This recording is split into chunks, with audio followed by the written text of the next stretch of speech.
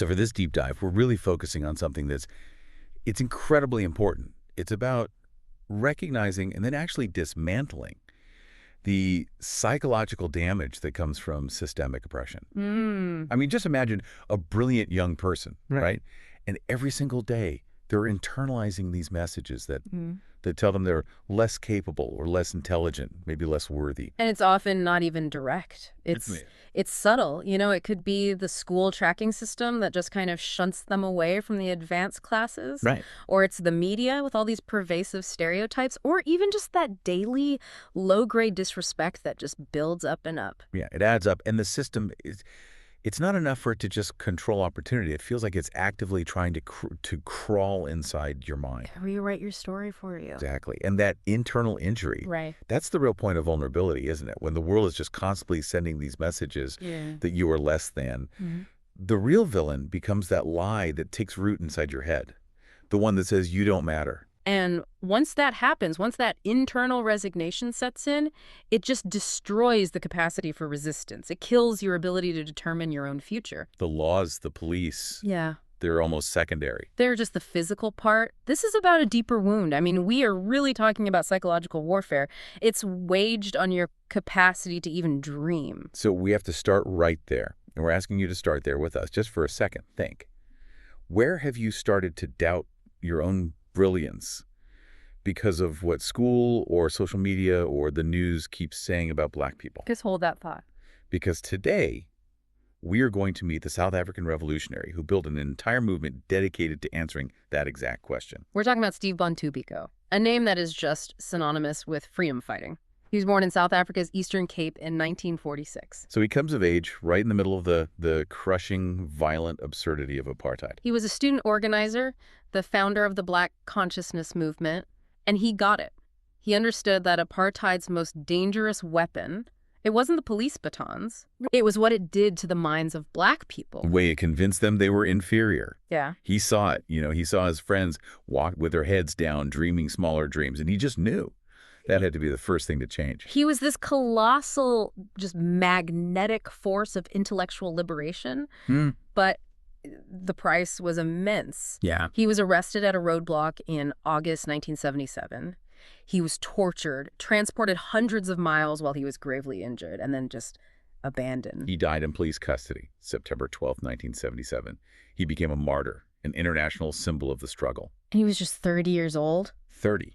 A martyr for an idea, but before they silenced him, that idea had already escaped.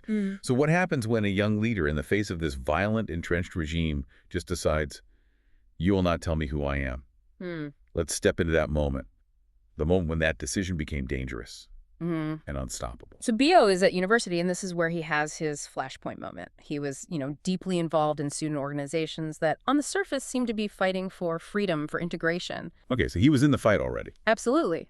But he started to realize that even in these so-called liberal student spaces, Black students were still required to participate on white terms. That sounds like a perfectly engineered system. How did he even isolate that? Like, what was the evidence that this dependency was the real target, even among people who called themselves allies? He just observed. He saw the psychological toll of constantly having to ask for permission. In these mixed organizations, Black students would often defer to the white liberal leadership. So the white students controlled the agenda. The agenda, the resources, the public narrative, all of it. And Biko realized that just integrating into these white-led structures, it only perpetuated this subtle, toxic belief that Black people needed white approval to act. So the struggle wasn't just external anymore. No, it became about regaining internal autonomy. He saw the tension in that, the lack of real honor, the subordination that was built into that dynamic. And he must have just thought, we have to stop letting other people name us. And that realization was the catalyst. This is the breakaway moment, 1968. Okay. He co-founds the South African Students Organization, or SASO, and it was unapologetically an all-Black formation. It consciously rejected white liberal leadership. So it's a radical announcement. It's saying, we will define ourselves for ourselves. Exactly. And this wasn't just some political maneuver. It was a revolution of consciousness. It was about creating something that was authentically, unapologetically Black. A movement that was built on teaching Black people to see themselves as beautiful, Intelligent. and worthy, Yeah. with no external validation needed, no permission required. And that mental liberation, that became their superpower. It shifted how the world saw them Mm, because their own self-perception had already changed. this is the moment then. This is when he articulates that foundational principle that just, Yeah. it anchors the entire Black consciousness movement. Yes, the insight that shook the world. The most powerful weapon of the oppressor is the mind of the oppressed. By naming that, by identifying the psychological front of the struggle, he gave the oppressed a roadmap for an immediate victory, regardless of the physical violence that was all around them. Because the moment you reject the lie, You're already free. It's an immediate application of freedom. If you've already claimed your own dignity, all the external attempts to dehumanize you start to lose their power. this has such vast implications for today. I mean, Yeah. so what does this mean for you listening right now? Where are you still asking to be included in a space that doesn't really honor you? Hmm. And what would it mean to stop waiting and just build something entirely of your own instead? And this is where we can really connect Biko into that great lineage of resistance, specifically using the framework of Marcus Garvey's blueprint for liberation. Head, heart, and hands. Head, heart, and hands. Biko's life it perfectly synthesizes these three essential forces. It proves how timeless they are. Okay, so let's start with the head, the mindset, the belief. How does Biko's rejection of that lie? How does it align with Garvey's mandate for mental emancipation? Well, they fundamentally agree on the starting point. The mind is the foundation for everything that comes after. Biko's central argument that you have to heal the psychological injury first. That aligns perfectly with Garvey's teaching. That mental liberation has to come before any real social or political freedom. Exactly. Garvey taught that intelligence rules the world. He called for his people to reject the external standard of beauty, of behavior, of worth. So Biko's movement then was this organized philosophical rejection of the lie of inferiority. Yes. They organized their whole lives around the truth of their worth. They were operating on that conviction Garvey talked about, that with confidence, you have won even before you have started. It's about refusing to participate in your own debasement. Then you move to the heart, the purpose. Beaker's mission was the complete awakening of Black youth to their own inherent pride and dignity. His focus was entirely internal. It was collective. He wasn't chasing acceptance from the system. Not at all. His purpose was tied just irrevocably to his people's dignity, and that elevated his struggle beyond just something personal. Which mirrors Garvey's belief that purpose gives your life direction. And that purpose has to extend beyond just personal ambition. It has to be about Collective upliftment. Garvey put it so powerfully. He said, "The ends you serve that are for all in common will take you even into eternity." And Biko's purpose was eternal in that way, because it was for the community, for its future. And finally, the hands. Action, perseverance. And this is so crucial, right? Because a great idea is nothing without disciplined, visible action to back it up. Biko didn't just write about Black consciousness. No, he embodied it. Oh. Through concrete organizational action that was a direct challenge to the apartheid state. We saw his action in co-founding SASO, but he didn't just stop there. Not even close. He and his colleagues, they built the Black People's Convention, and this was to ensure that the message spread out from the university campus. And into the townships. Right, to Yeah. root itself deeply with the laborers, the students, the marginalized families. He was constantly mentoring organizers, writing in secret, speaking out. And this is where the regime really responds with just maximum brutality to try and sever his hands from his heart and his head. Exactly. In 1973, Biko was placed under a crippling banning order. And we have to understand, this wasn't just a travel restriction. It was a form of political and social annihilation. It was designed to make him disappear.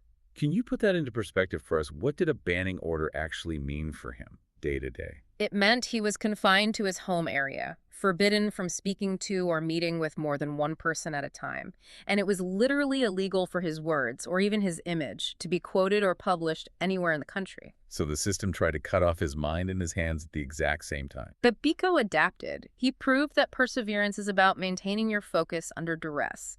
Since he couldn't organize politically anymore, he shifted his focus to practical, self-reliant community building. He quietly strengthened community projects.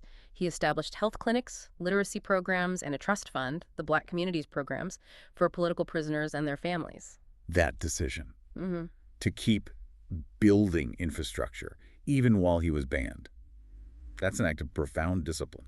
Spiritual discipline, political discipline. He was showing the practical, physical meaning of self-determination when he couldn't even leave his own house. His steadfastness.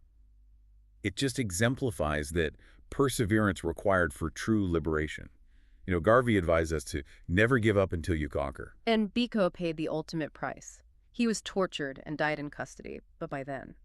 The idea, the organizations, the spirit of Black consciousness, it was so widely dispersed that they could never contain it. They could never silence it. His legacy stands so firmly in that Garvey tradition.